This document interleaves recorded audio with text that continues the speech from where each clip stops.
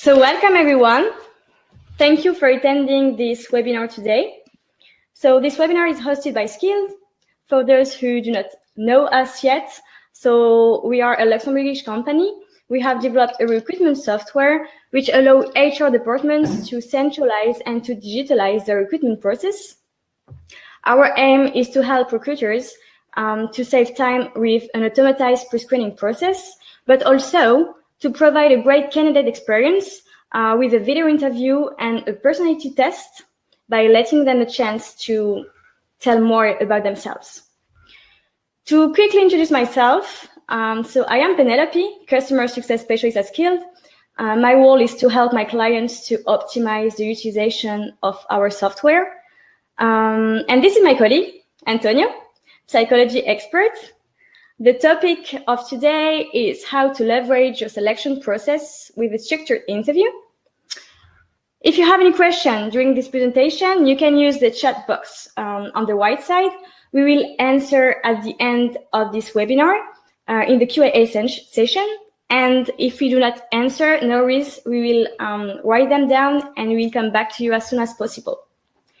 I am now pleased to hand over to my colleague Antonio, who will tell you more about the structured interview and also about the importance of the personality assessment. Antonio, the floor is yours. Thank you, Penelope, for this warm introduction. And welcome everyone to Skills webinar. So the topic of today, as Penelope has already stated, is how to leverage your selection process with a structured interview. And for our agenda today, we will be talking about the interview process in recruitment. We'll give you also 4 tips on how to build an efficient structured interview process. And we will talk about how to take advantage of the personality assessment in the interview process. In the end, we'll have a question and answers session. If you have questions throughout the webinar and this presentation, you can write them on the chat box and we will answer them in the end of the presentation, okay? So now that we have all the information about the way this webinar will be conducted, let's get started. So one of the foremost goals of human resources management is to attain and to accomplish the best fit between individuals and their jobs. And this is what we call a person-job fit. To achieve this, human resources management has to establish well-defined and structured processes that can efficiently help professionals to succeed in their positions. And with this webinar, our aim is to shed some light into the selection interview process and the best practices that are related to it in order to give you a clear overview of how this process can be conducted more efficiently. So one of the objectives of the selection process is to predict a candidate's probable behavior in a particular job situation. And one way to achieve this with accuracy is by obtaining a sufficient sample of a candidate's behavior to act as a basis for forecasting what he will do or what we can do in the future. So the selection process has been the subject of several scientific research that were conducted in several surveys across different countries. And they have identified 3 important findings. First is that selection interviews are the most frequent and relevant process used in the decision-making of HR professionals.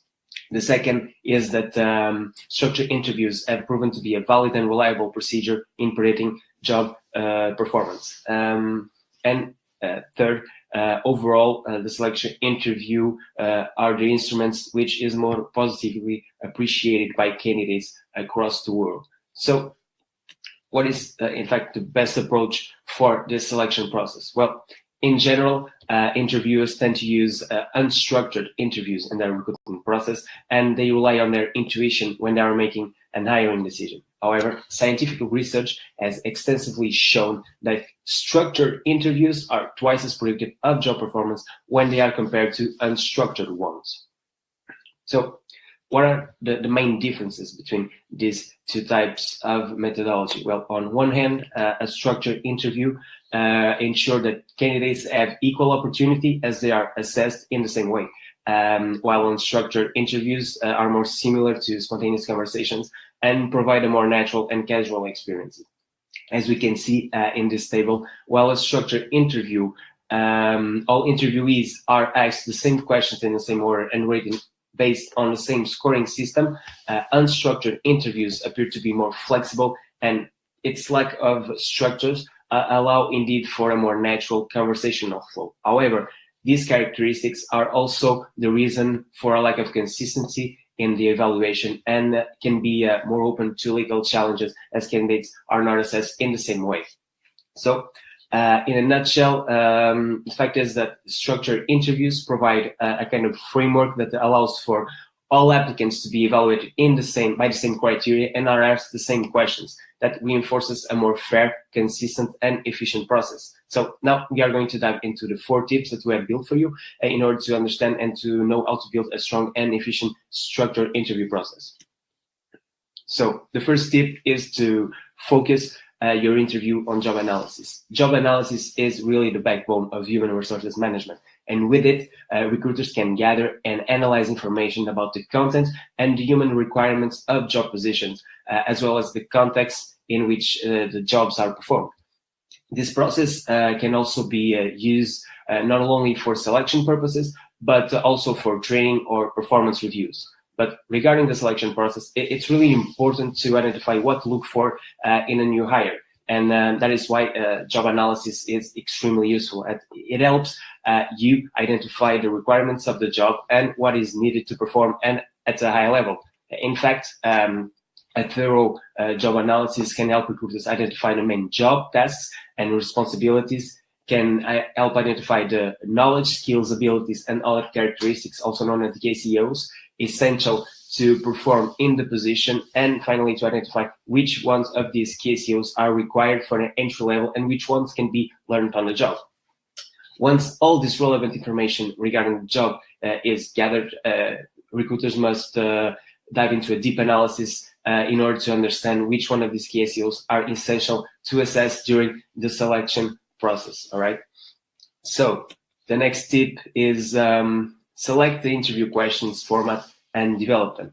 Okay, so we have seen what we want to look for in our ideal candidate. Let's see how we are going to gather that information. So through the interview questions. So the interview format will determine the type of questions that the interview process will be composed by, and an interview with questions that focus on past experiences are usually called behavioral interviews, while interview formats that focus on hypothetical situations are usually called situation interviews. In the structured interview process, you can use both approaches and have a mixed approach using behavioral and situational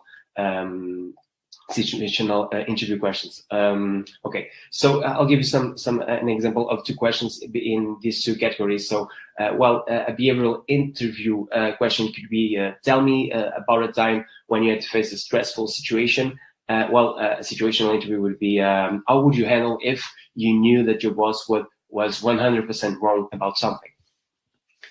Okay, so now tip number 4. So develop an efficient rating scale. Well, assessing multiple candidates' answers in a fair and consistent manner is really crucial to maintain the reliability and validity of your structured interview.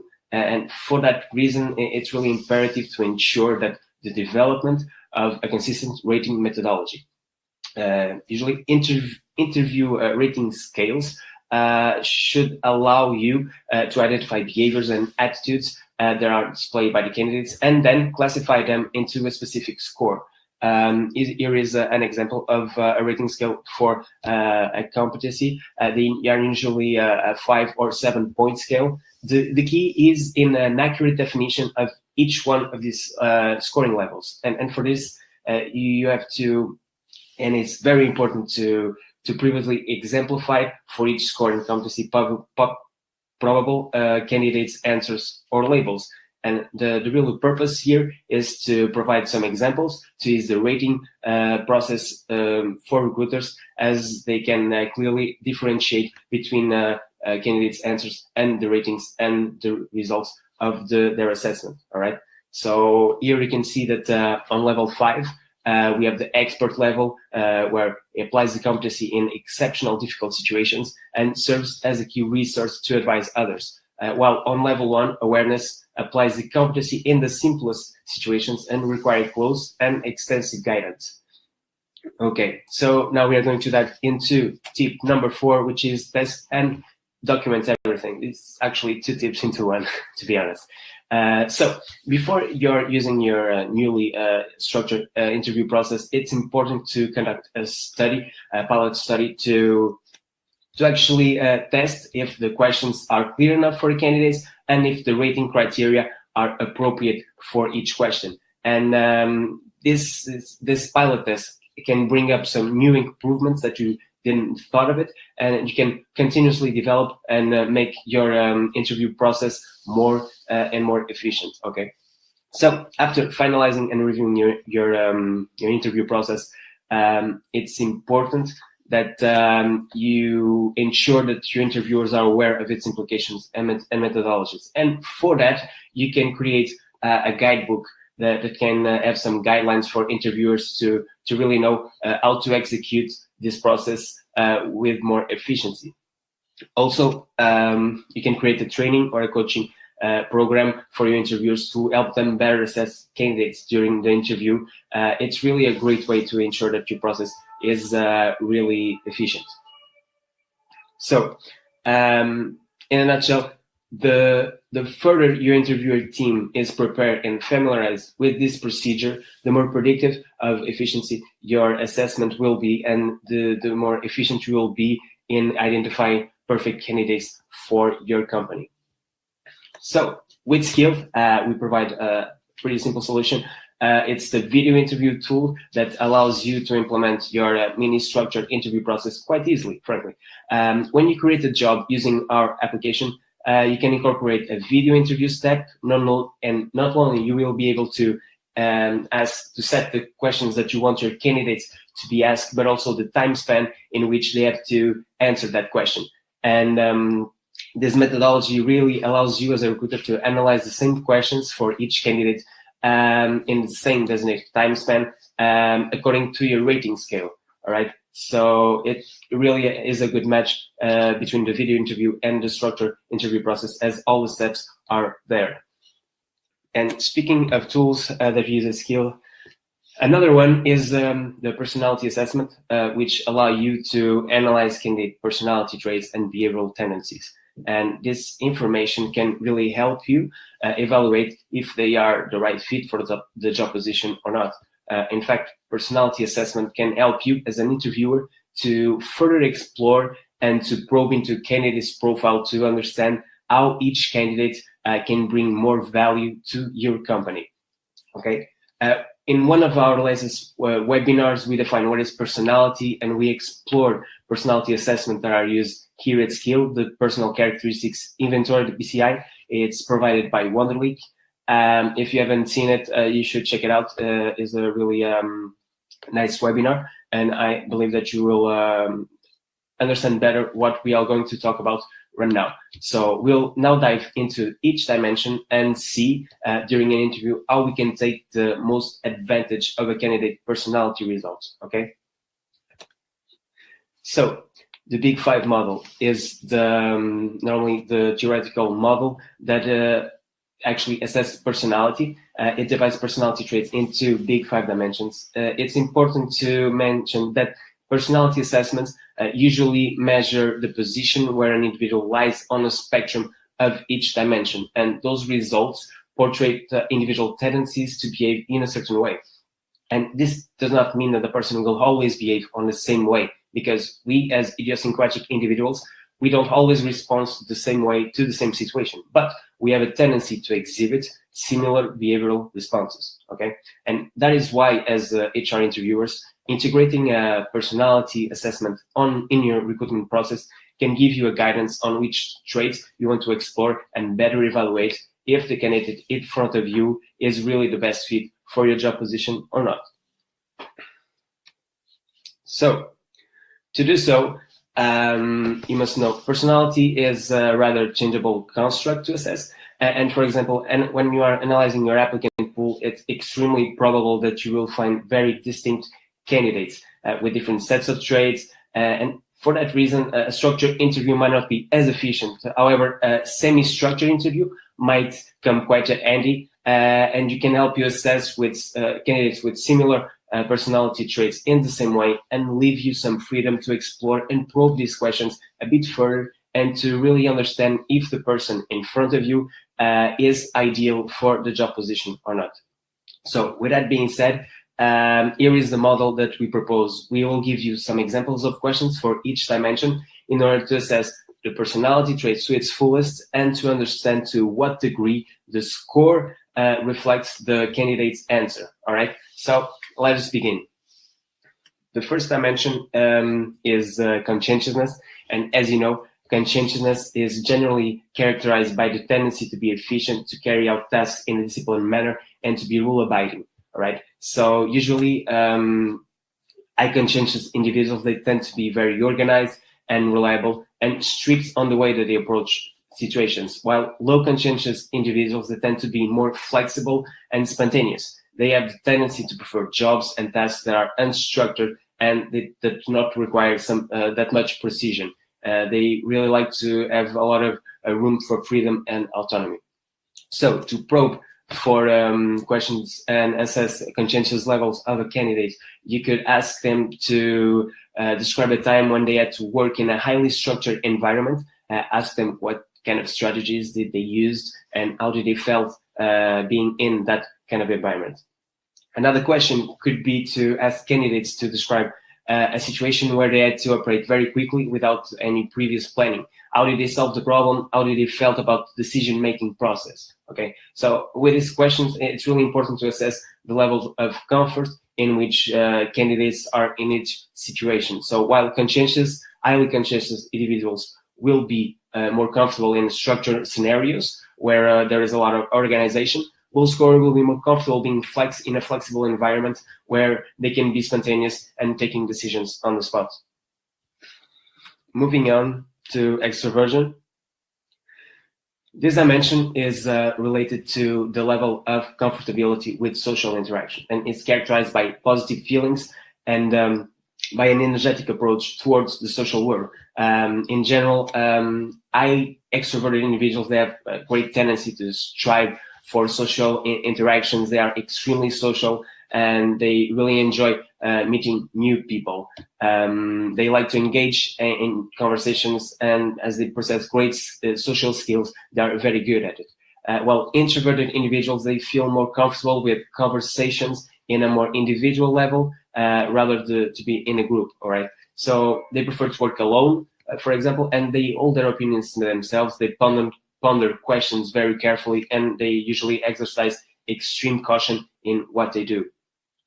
A possible question to assess extroversion could be to ask someone to describe a situation where he had to approach a new coworker in the company. How did he go about it, and how that situation make him feel, okay? Another one could be to ask candidate to describe a time when he had to perform several tasks by themselves, so no social interaction, and how did that situation make him feel? So with these questions, our aim is to assess the level of comfortability that each candidate may feel in each situation.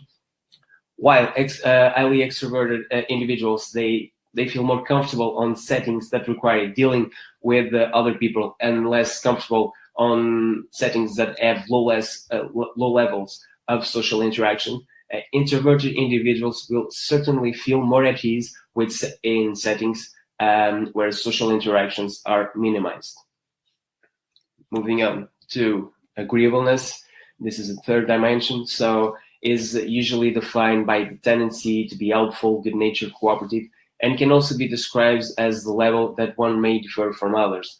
Usually, highly agreeable individuals tend to be very helpful, trusting, cooperative, and they also have the tendency to let their point being influenced by others.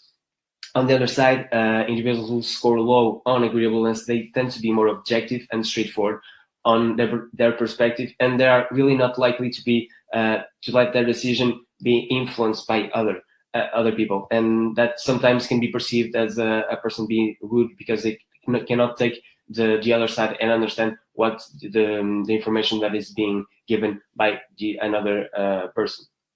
Possible questions to assess agreeableness levels could be to ask a candidate to describe their experience in helping others at work and how did they felt about that experience. Another question could be to ask them to talk about the situation where they had to firmly disagree with someone and they had to stand their ground. How comfortable were they with that experience, and how did that experience make them feel? The goal here, again, is to see how comfortable candidates feel about disagreeing or helping other people. Usually, agreeable individuals tend to feel extremely positive with helping other people and tend to have a negative experience when they need to disagree with someone. On the other side, low scorers on agreeableness have no difficulties disagreeing with other individuals and are usually more comfortable in competitive settings rather than cooperative ones. The first dimension, emotional stability, as you know, it's related to the tendency to handle stress, to maintain an even temperament, and to have a high degree of self-composure and self-confidence throughout most situations. While highly emotional, stable individuals, they have a tendency to be even temperament, calm, and secure. Low scorers have the tendency to worry excessively and feel more insecure and nervous than other individuals. Possible questions to assess this dimension would be to ask candidates to describe a time when they had to deal with a highly stressful situation and really understand how we handle that kind of situation. The aim here is really to understand how candidates react to adverse situations and if they have strategies to deal with their stress levels. Usually, individuals who score high on emotional stability, they cope well in novel or difficult situations and perceive themselves as being capable of handling them. Sometimes this can also result in a disregard for an urgent matter, and that sometimes can be a problem. On the other hand, individuals who score low on emotional stability, they tend to be more nervous in these stressful situations, and they usually address every problem with quite a lot of urgency. And finally, we have openness to experience. This dimension involves the individual disposition to experience new things, to get out of the comfort zone and think outside the box. This dimension is also related to one's imaginative and creative capacity.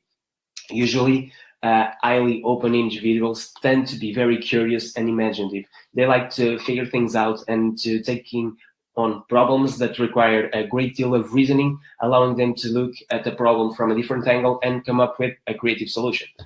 On the other hand, those who score in a lower percentile range, they prefer an environment where there is a routine and an established way of doing things. They do not like that much change. They really tend to be accepting of the authority and tradition, and they rarely challenge the status quo. So possible questions to assess for openness of individuals would be to ask candidates to talk about a time when they had to use a different approach to solve an issue, or talk about a time when they had to complete very repetitive tasks. The aim of this question is to understand how candidates react to diversity and monotony on some tasks, and understand to which degree they feel more comfortable in each scenario. All right. So these were the 5 dimensions that we analyzed. In a nutshell, we at Skilled are always looking for new and efficient ways to improve your recruitment process. And with a structured interview process, you will increase the efficiency of your assessment. With Skilled Video Interview Tool, you can easily apply those concepts of the interview process and make it more efficient. You don't have to make your structured interview the video interview, but you can use those concepts into the video interview and actually rate your candidate's answer through your rating scale, for example. And finally, the personality assessment can really help you to better assess and probe candidates' profiles and really guide your interviews for a more in-depth analysis of your candidates' profiles. Okay, so this is the end of this presentation. We will go now through the question and answers session. Thank you for your time, and I hope that you have enjoyed this webinar as much as me. Penelope, I think that's the question and answer session. Thank you, Antonio, for this very interesting presentation. So once again, thank you everyone for attending this webinar. So as you said, we are now in the Q&A session. If you have any question who come in mind, please ask. I see that there is already one question. So I have heard that you offer the personality test. Don't you think that it can also slow the candidate to apply? Okay, so indeed, so this is not the first time that someone asked me this question. So to be honest, no. The personality test is not a step which motivates candidates to drop out. This is a very easy test. It includes 150 questions. It might sound huge, but finally it is not, because it only takes around 15 minutes to answer, and there are not right or wrong answers. So it will be useful for recruiters, because they will be able to understand how to approach someone, the candidate, when inviting them for a face-to-face interview. But it will be also useful and original for the candidate, because he will also be able to put himself in question. So I hope I answered to your question. You can also, yes, if you have some in mind, please ask on the chat box. Okay, so I have a second one. So Anthony, I have a question for you. So are these the only questions that you can use in an interview? No, actually. These are just examples of questions that you can use, as long as you are assessing the right construct and the right dimension. You can develop your own questions. For example, in emotional stability, if you want to assess, let's say, stress resistance, you can change the question the way you see more fit, or the way that will give you more information. As long as the question is related to stress resistance, or the construct related to the personality dimensions, you can use any kind of question, really. Thank you for your answer. It was enough clear.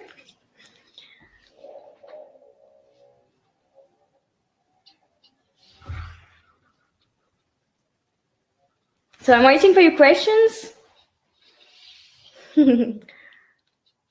Someone is writing.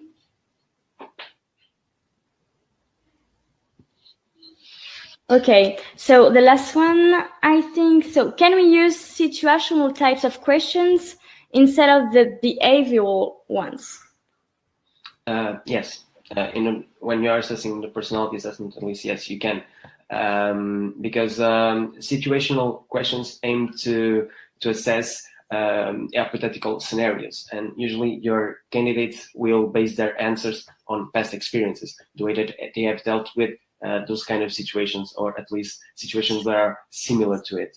And yeah, so you can use hypothetical scenarios to assess the personality results of your candidate, as long as again, it reflects the construct that you are trying to evaluate. So yeah. Thank you, Antonio. So there is 1 minute left. If you have other questions, please ask right now. Otherwise, thank you for joining us. I hope you enjoyed. If you have any additional question, you can still contact us. And yes, I hope to see you during our next webinars. Antonio, do you have final word? Yeah, thank you very much for your presence, and I'll see you on the next webinar. Thank you. Have a great day. Great. Bye. Thank you. Have a great day.